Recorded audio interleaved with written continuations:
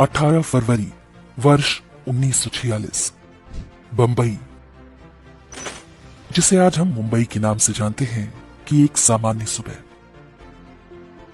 Gateway of India के आसपास समुद्र तट पर कुछ विचित्र हलचल थी। लोग ये देखकर हैरान थे कि रॉयल इंडियन नेवी का एक शिप बहुत आक्रामक ढंग से किनारे की ओर बढ़ रहा था। उसकी तोपों के निशाने पर gateway of India, Taj hotel और बॉम्बे यॉट क्लब थे। कुछ ही देर में गोलियों की आवाजें सुनाई देने लगी। तटीय कोलाबा और आसपास के सारे क्षेत्रों में हिंसा आरंभ हो गई।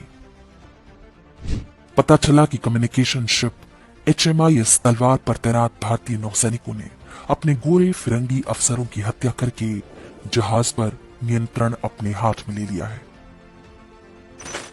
जहाज के नौसैनिकों ने कराची से लेकर कोचीन, विशाखापत्तनम, कलकत्ता और चटगांव तक वायरलेस पर विद्रोह की सूचना भेज दी।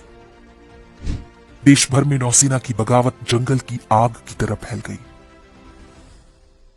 HMIS तलवार पे जो हमारे नौसैनिक थे, भारतीय नौसैनिक थे, उन्होंने अपने अंग्रेजी ऑफिसर्स को मारकर वो शिप का कंट्रोल ले लिया और कम्युनिकेशन शिप होने के कारण वो सारे ग्राउंड एस्टेब्लिशमेंट से कांटेक्ट करके उनको कह दिया कि आप अपने अपने शिप्स को कंट्रोल में ले लो। और कुछ ही घंटों में सारी भारतीय नौसेना, सारी अंग्रेजी नौसेना भारत के हमारे नौसेनों के कब्जे में आ गई। रॉयल इंडियन नेवी, जिसे रिन भी कहा जाता था, उसके 25,000 से अधिक भारतीय सैनिक बगावत का झंडा बुलंद कर चुके थे। कुछ ही घंटों के अंदर 18 नौसैनिक जहाजों पर यूनियन जैक फाड़कर फेंक दिए गए। नौसेना का नाम बदलकर इंडियन नेशनल नेवी कर दिया गया। विद्रोहियों ने 3 झंडे फहराए। पहला कांग्रेस का, दूसरा मुस्लिम लीग का और तीसरा कम्युनिस्ट पार्टी ऑफ इंडिया का। उन दिनों भारत में यही 3 प्रमुख राजनीतिक दल थे। विद्रोहियों ने कुल 12 मांगे रखी। इनमें प्रमुख थी सभी राजनीतिक बंदियों को जेलों से मुक्त किया जाए, सुभाष चंद्र बोस की आजाद हिंद सेना के सभी युद्ध बंदियों को बिना शर्त छोड़ा जाए, सभी ब्रिटिश नागरिक भारत छोड़कर जाएं। शेष मांगे भारतीय नौसैनिकों के साथ हो रहे बुरे व्यवहार और कम वेतन भत्तों के संबंध में थी। उस समय रॉयल इंडियन नेवी के टेलीग्राफिस्ट रहे बलाई चंद्र दत्त ने म्यूटिनी ऑफ द इनोसेंट्स नामक एक पुस्तक लिखी है। इसमें वे बताते हैं, भारतीय सेना में गोरे सैनिकों का स्थान ऊंचा था, चाहे वे बेस पर हों या युद्ध क्षेत्र में। उन्हें भारतीय नौसैनिकों के समान काम के लिए 5 से 10 गुना अधिक वेतन मिलता था। भारतीय सैनिकों को सड़ा हुआ खाना दिया जाता था, ऊपर से नस्ल भेदी गालियां मिलती थीं। बलाई चंद्र दत्त के ही शब्दों में, यह अंग्रेजों का कास्ट सिस्टम था, जिसमें ब्राह्मणों समेत सभी जाति के लोग अछूत थे।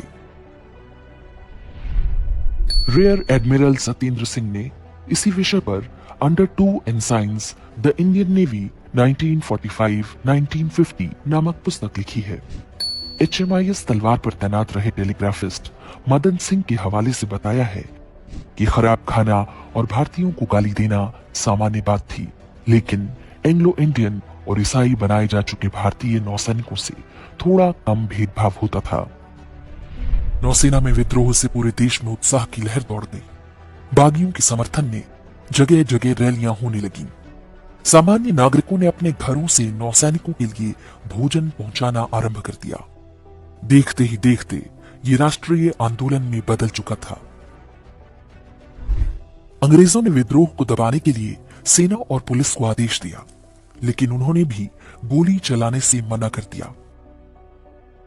अंग्रेज इस स्थिति से बुरी तरह से डर गए। अंग्रेजों ने श्रीलंका में तैनात अपने सैनिकों को बुलाकर विद्रोहियों पर हमला भी करवाया, जिसका नौसैनिकों ने पूरी बहादुरी से सामना किया। रिजर्व बैंक की बिल्डिंग जो थी वो उस समय उस एरिया में सबसे बड़ी बिल्डिंग थी। तो उस समय एक अंग्रेज ऑफिसर वो बिल्डिंग में आके टेरेस पे गया बाइनोक्यूलर्स के साथ देखने के लिए कि एग्जैक्टली क्या हो रहा है। तो एक स्नाइपर बुलेट आई और उसकी हत्या होगी। तो लोगों को पता चला कि कुछ बड़ा हो रहा है। ब्रिटिश जवानों ने बंबई में टैंकों से प्रदर्शनकारियों और विद्रोही नौसैनिकों पर गोलियां चलाईं। सरकारी आंकड़ों के अनुसार इस कार्रवाई में 300 से अधिक भारतीयों की मृत्यु हुई और हजारों की संख्या में लोग घायल हुए। विद्रोहियों को आशा थी कि कांग्रेस और मुस्लिम लीग उनका साथ देंगी, क्योंकि वे भी तो भारत की स्वतंत्रता ही चाहते हैं। लेकिन गांधी और जिन्ना ने इस बर्बर हत्याकांड की निंदा तक नहीं की। कांग्रेस और मुस्लिम लीग ने नौसैनिक विद्रोह को गलत बताया और सामान्य लोगों से अपील की कि वे विद्रोहियों का साथ न दें। गांधी जी ने द्वितीय विश्व युद्ध के समय भारतीयों से अंग्रेजों की ओर से लड़ने को कहा था, लेकिन बगावत पर उनके सुर बदल गए। गांधी जी का कहना था कि नौसैनिकों को यदि अंग्रेजों से इतनी ही समस्या है तो वे चुपचाप नौकरी छोड़ दें। तब एकमात्र कांग्रेसी नेता अरुणा आसफ अली ने विरोध करते हुए जवाब दिया कि नौसैनिकों से नौकरी छोड़ने की बात कहना उन कांग्रेसियों को शोभा नहीं देता जो स्वयं संसद में और विधानसभा में जाने के जुगाड़ में हैं। अंग्रेजों से वफादारी दिखाने की मानो होड़ लग गई। मुस्लिम लीग ने अंग्रेजों के समर्थन में बंबई में बड़ा प्रदर्शन आयोजित किया।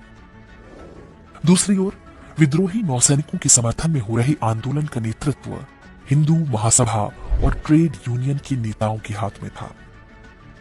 हिंदू महासभा के नेता वीर सावरकर, निर्मल चंद्र चैटर्जी और डॉक्टर नारायण भास्कर खरे इनमें सबसे आगे थे। कांग्रेस के विश्वासघात और सप्लाई लाइन कटने से बागी जवानों का मनोबल टूटता जा रहा था। ब्रिटिश अधिकारियों ने उनसे बातचीत आरंभ कर दी। सरदार वल्लभ भाई पटेल और मौलाना अबुल कलाम आजाद को आगे किया गया। उन्होंने नौसैनिकों से वादा किया कि यदि वे आत्मसमर्पण कर देंगे तो उन पर कोई कार्रवाई नहीं होगी। मोहम्मद अली जिन्ना ने मुसलमान सैनिकों से कहा कि वे हथियार डाल दें। 23 फरवरी 1946 को नौसैनिकों का विद्रोह खत्म करा लिया गया। इसके बाद उनके साथ जो कुछ हुआ वो भारतीय इतिहास के काले अध्यायों में से एक है। बागी नौसैनिकों को ड्यूटी से हटा दिया गया, बड़ी संख्या में गिरफ्तार हुए और कुछ को घर भेज दिया गया। कोर्ट मार्शल का गठन हुआ और 476 नौसैनिकों को दोषी ठहराकर नौकरी से निकाल दिया गया। नेवल म्यूटिनी को भले ही एक सप्ताह के अंदर कुचल दिया गया, लेकिन इसके कारण भारत ने वो हासिल कर लिया था जो 2 पीढ़ियों के अहिंसक राजनीतिक संघर्ष से नहीं हो सका था।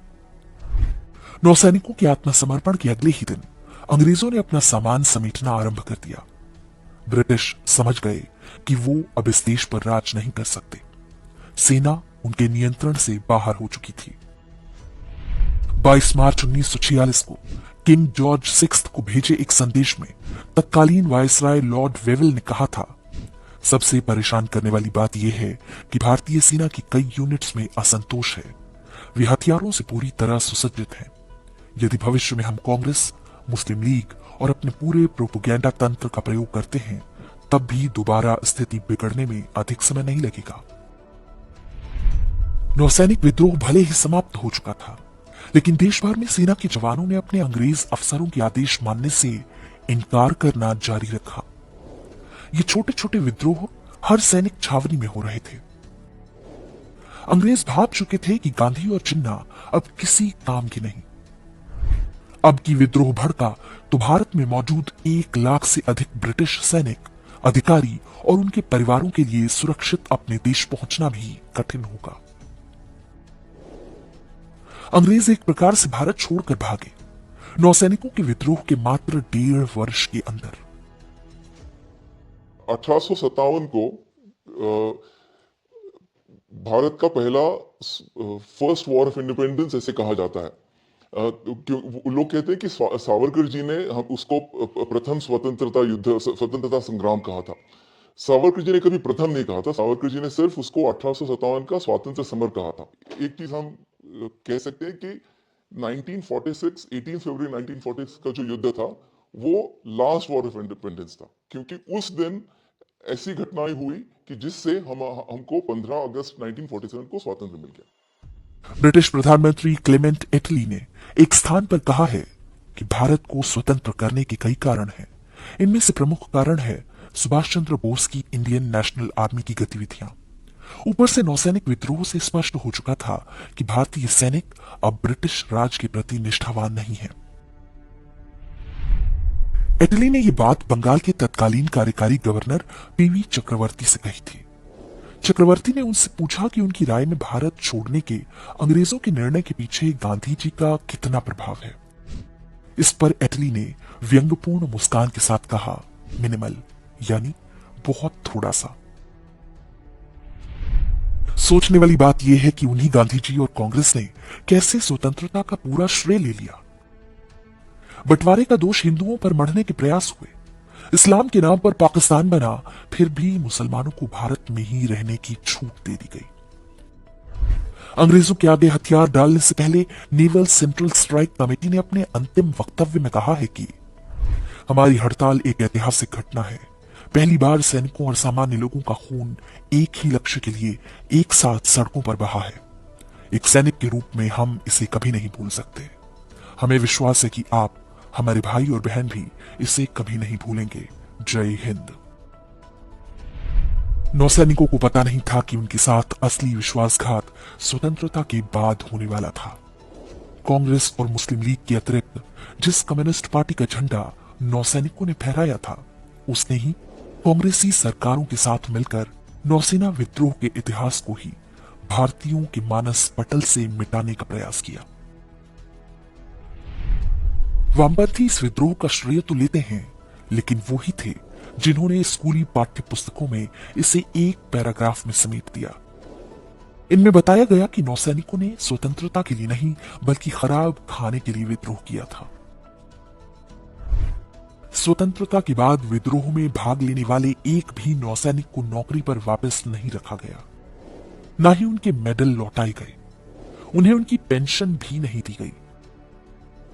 भारत सरकार ने बागी नौसैनिकों को स्वतंत्रता सेनानी मानने से भी इनकार कर दिया।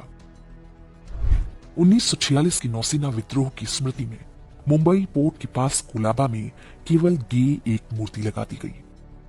अपने असली नायकों से अनजान देश को बताया गया कि चरखे से डरकर अंग्रेज भाग गए और देशवासियों ने इस पर विश्वास कर लिया।